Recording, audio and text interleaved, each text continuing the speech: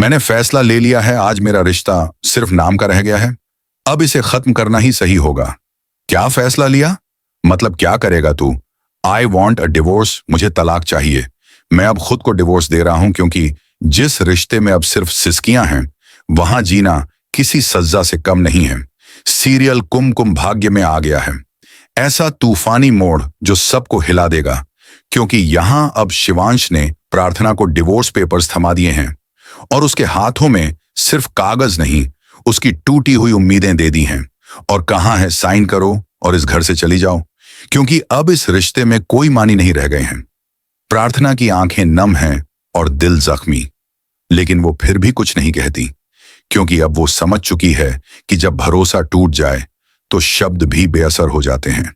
वो चुपचाप पेपर्स लेती है और कमरे में जाकर अकेले बैठती है। उसकी आंखों से आंसू गिरते हैं, लेकिन उसकी आत्मा चीख रही होती है। वो सोचती है कि क्या वाकई वो इतनी बुरी है कि जिसे प्यार किया उसी ने उसे घर से निकाल दिया। और तब उसे याद आता है कि शिवांश ने उसे रौनक के साथ देखा था और उसी गलत फहमी ने सब कुछ खत्म कर दिया। वो कमरे से बाहर आती है, लेकिन तब तक बहुत देर हो चुकी होती है। शिवांश बुआ जी और सोनालिका के सामने फैसला सुना चुका होता है कि वो प्रार्थना को तलाक देगा। लेकिन क्या ये फैसला उसका है या उसके दिल की तकलीफ का नतीजा? क्योंकि अंदर कहीं ना कहीं शिवांश भी जानता है कि वो प्रार्थना से मोहब्बत करने लगा है, लेकिन दिल टूटा है ना, इसलिए शायर बन गया है और इसी टूटी मोहब्बत में वो अपने ही रिश्ते को जला रहा है। तभी प्रार्थना आती है और कहती है कि अगर आपको यही लगता है कि मैं आपके लायक नहीं हूं तो ठीक है, मैं चली जाती हूं। मैं साइन कर दूंगी उन पेपर्स पर और उस घर को छोड़ दूंगी जिसे मैंने अपनाया था, क्योंकि अब मुझे आपके भरोसे की जरूरत है, जो शायद कहीं खो गया है। वो आंखों में आंसू लिए वो दरवाजा छोड़ देती है और उस वक्त शिवांश उसे रोक नहीं पाता। लेकिन जब वो चली जाती है तब एहसास होता है कि शायद उसने गलती कर दी है, क्योंकि कुछ रिश्ते गलती से नहीं भरोसे से बनते हैं, और जब भरोसा खो जाता है तब प्यार भी कमजोर पड़ जाता है। प्रार्थना उस खाली सड़क पर अकेले चलती है जहां उसका कोई इंतजार नहीं कर रहा, क्योंकि जिस मां ने उसे जन्म दिया उसने भी उसे बोझ समझा था। और अब वो खुद से भी सवाल करने लगी है कि क्या वो वाकई इतनी गलत थी? क्या उसका प्यार झूठा था? क्या उसकी वफादारी बेकार गई? लेकिन अब सवाल ये है कि क्या रौनक आएगा उसकी तलाश में, या फिर शिवांश खुद टूटे हुए दिल से दोबारा उसी मोड़ पर लौटेगा जहां से उसने प्रार्थना को खुद से दूर किया था। और अगर लौटेगा तो क्या तब तक बहुत देर हो चुकी होगी, क्योंकि कभी कभी रिश्तों में इतना सन्नाटा भर जाता है कि आवाज देना भी बेकार हो जाता है। और अब यही देखना होगा कि क्या शिवांश समय रहते अपनी गलती का एहसास कर पाएगा, या फिर वो हमेशा के लिए अपनी मोहब्बत को खो बैठेगा। क्योंकि जब दिल की बात जुबान तक नहीं आती तब रिश्ते खुद ही दम तोड़ देते हैं। सड़क सुनसान थी, हवाएं ठंडी थीं, लेकिन प्रार्थना का दिल जल रहा था। उसकी आंखों में वो आंसू थे जो न किसी को दिखाना चाहती थी और न गिराना चाहती थी। उसने अपनी साड़ी को कसकर पकड़ा और सोचने लगी कि क्या वाकई वो सब कुछ खत्म हो गया है। जिस रिश्ते के लिए उसने सब कुछ छोड़ा, आज उसी रिश्ते ने उसे छोड़ दिया। क्या उसका प्यार इतना कमजोर था कि एक गलत फहमी उसे मिटा सकती थी?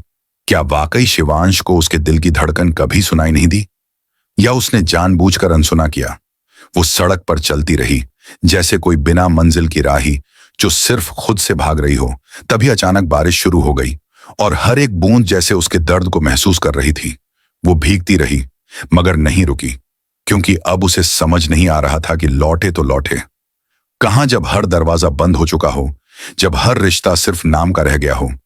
उधर शिवांश अपने कमरे में बैठा था। हाथ में प्रार्थना की तस्वीर थी और आंखों में वो पछतावा जो किसी तूफान से भी ज्यादा खतरनाक होता है। वो तस्वीर को देख रहा था और कह रहा था कि शायद मुझसे गलती हो गई, शायद मैंने उस इंसान को खो दिया जो मुझे सबसे ज्यादा चाहता था। लेकिन अब मैं क्या करूं? मैं तो खुद टूट चुका हूं। उसने जो देखा वो भुला नहीं पा रहा था। वो सच्चाई जाने बिना एक ऐसा फैसला ले बैठा था जिसने दोनों की जिंदगी को बर्बाद कर दिया। बुआ जी और सोनालिका बाहर बैठे मुस्कुरा रहे थे। उन्हें लग रहा था कि उनका मकसद पूरा हो गया, लेकिन वो नहीं जानते थे कि कुछ फैसले जितनी जल्दी लिए जाते हैं उतनी ही जल्दी पछतावे में बदल जाते हैं। और यही हो रहा था शिवांश के साथ। वो खुद को रोक नहीं पा रहा था। उसके अंदर कुछ टूट रहा था। उसकी आत्मा चिल्ला रही थी कि जा और रोक ले। उस लड़की को जो सिर्फ तुझसे प्यार करती थी, लेकिन उसके कदम जमे हुए थे। तभी उसकी बहन आती है और कहती है, भैया क्या आपने सही किया? क्या आपने उसे सच में खोने का फैसला ले लिया? शिवांश चुप रहता है, लेकिन उसकी आंखें जवाब दे देती हैं। उधर प्रार्थना एक मंदिर में पहुंच चुकी होती है। वो वहां बैठकर भगवान से सवाल कर रही होती है कि क्यों उसकी जिंदगी में हमेशा सिर्फ तकलीफें आई हैं, क्यों हर बार उसका प्यार अधूरा रह जाता है, क्यों उसके हिस्से में सिर्फ गलतफहमियां और बेवफाई आती है। उसकी आंखों से आंसू गिरते हैं और वो कहती है, अगर मेरा प्यार सच्चा है तो एक बार, बस एक बार मुझे रास्ता दिखा दो, ताकि मैं खुद से भागना बंद कर सकूं। तभी उसे मंदिर के बाहर एक छोटा बच्चा दिखता है जो बारिश में कांप रहा होता है। वो भागकर उसके पास जाती है, उसे अपनी चुन्नी ओढ़ा देती है और पूछती है कि तुम यहां क्या कर रहे हो? बच्चा कहता है, मेरी मां खो गई है और मुझे नहीं पता वो कहां है। प्रार्थना उस बच्चे को गले लगाती है और कहती है कि कोई मां अपने बच्चे को छोड़ नहीं